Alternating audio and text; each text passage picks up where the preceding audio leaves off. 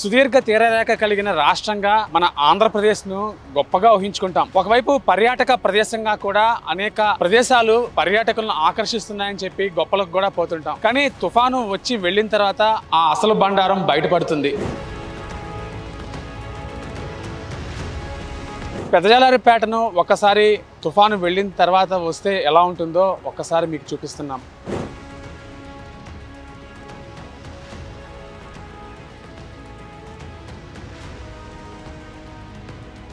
ముఖ్యంగా ఈ తీర ప్రాంతాల్లో పేరుకుపోయే కాలుష్యాన్ని మనం నివారిస్తున్నామని చెప్పుకుంటున్నప్పటికీ పైన పటారం లోన లటారం అన్నట్టు నిజంగా కనిపిస్తోంది ఇదంతా.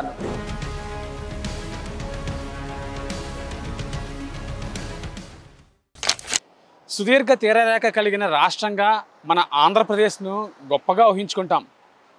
ఒకవైపు పర్యాటక ప్రదేశంగా కూడా అనేక ప్రదేశాలు పర్యాటకులను ఆకర్షిస్తున్నాయని చెప్పి గొప్పలకు కూడా పోతుంటాం.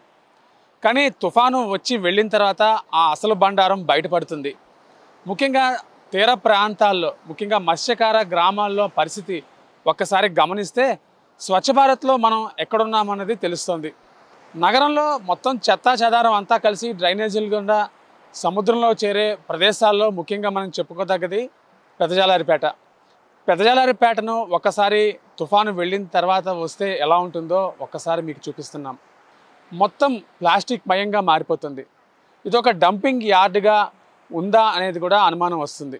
ఇక్కడ క్లీన్ చేయడానికి కూడా పారిశుద్ధ్య సిబ్బంది వెనకాడతారు. మనం ఈ తీర రేఖను ఒక గొప్పగా ఊహించుకుంటాము. మత్స్య సంపదకు ప్రధాన కేంద్రంగా కూడా ఎగుమతి దిగుమతి వ్యాపారం కోసం ఊహించుకుంటాము. కానీ ఇదంతా వట్టి మాటే అని తెలిసిపోతుంది. ఎవరికి కూడా శ్రద్ధ ఉండదు.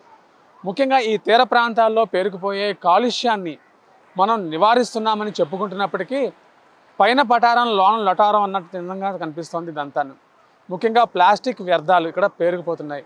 సముద్రంలో ఏవైతే కలవకుండా మిగిలిపోతాయో అదంతా కూడా ఇక్కడ మేట వేసి ఒక కుప్పలు తెప్పలుగా పడిపోయిన దృశ్యాలు మనం ఇప్పుడు చూస్తున్నాము. ఇదంతా సముద్రంలో కలవదు. నిజానికి ఇదంతా గ్లోబల్ వార్మింగ్ ఎఫెక్ట్గా లాంగ్ టర్మ్లో మనకి ఎన్నో ఉదంతాలు చెబుతున్నప్పటికీ కూడా ఎవరికి కూడా ఇది పట్టదు. తుఫాను వెళ్ళిన తర్వాత కేవలం ఆ పరిహారం కోసం స్థానిక మత్స్యకారులు ఎదురుచూపులు తప్ప తీర ప్రాంతం పాడైపోతుందన్న స్పృహ కూడా వాళ్ళలో కాస్త కనిపించకుండా పోయిందని చెప్పుకోవచ్చు. వాళ్ళలో నిరక్షరాస్యత కావచ్చు, లేదంటే వాళ్ళ తాత్కాలిక భృతి కోసం ఎదురుచూపులు కావచ్చు. ఇదంతా కూడా పర్యావరణాన్ని నాశనానికే దారితీస్తుంది.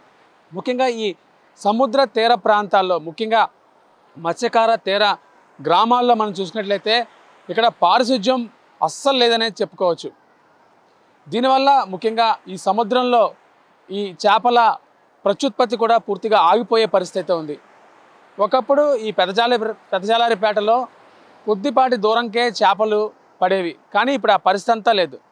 ఇదంతా బయట నుంచి చెత్తను డంప్ చేయడానికి కోసమో, లేదంటే చెత్త సముద్రంలో చేరకపోతే దాన్ని తగలబెట్టడం కోసమో అన్నట్టుగా ఈ తీర ప్రాంత గ్రామాలు మిగిలిపోతున్నాయన్నది ఒక విషయంగా చెప్పుకోవచ్చు. ముఖ్యంగా సముద్ర అధ్యయన శాస్త్రవేత్తలు అయితే దీని మీద గగ్గోలు పెడుతున్నారు. అనేక నివేదికల రూపంలో ప్రభుత్వానికి విన్నవిస్తున్నారు.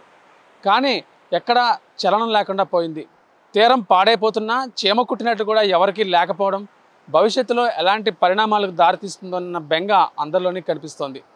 వీడియో జర్నలిస్ట్ సత్యతో Murthy, VBC on TV, Visakhapatnam.